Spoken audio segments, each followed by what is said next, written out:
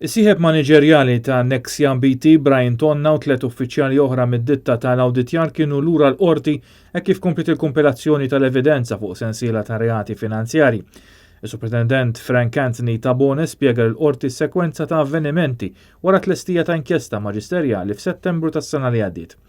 Il-konklużjonijiet kienu saru l-maġistrat inkwirenti Natasha Gallia Xiberras li kienu taw bidu għal sensiela ta' investigazzjonijiet mit-taqsima ta' reati finanzjari li waslu għal mandati ta' tfittxija u arrest maħruġa kontra l-ex Chief of Staff Kastilja Keith Schembri kif ukoll uffiċjali ta' Nexia BT Brian Tonna, Carl Cini u Manuel Castagna.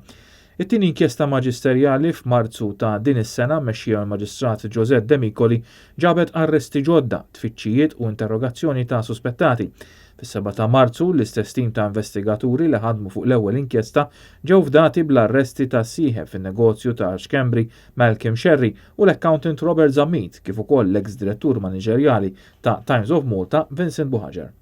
L-għada missier Keith Schembri, Alfio u Simon Polton ta' Casco kienu wkoll fil-mira tal-investigazzjoni.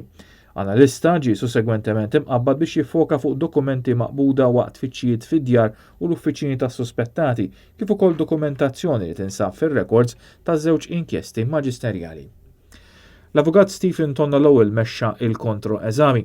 Superintendent Tabone qal li waqt l-interrogazzjoni tal-Pulizija kemm Tonna kif ukoll Cini kienu ħadu pożizzjoni soda u rrifjutaw li jwieġbu diversi mistoqsijiet.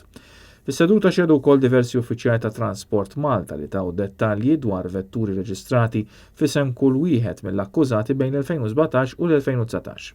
Uffiċjali mid-Direttorat tal-Bastimenti Merkantili xiet li Tonna kien akkwista Opra tal-Baħar f'Ottubru tal-2016 li sussegwentement ingħatat l-isem ta' Tranquility u ġie trasferit lil parti terza f'Settembru tal-2019.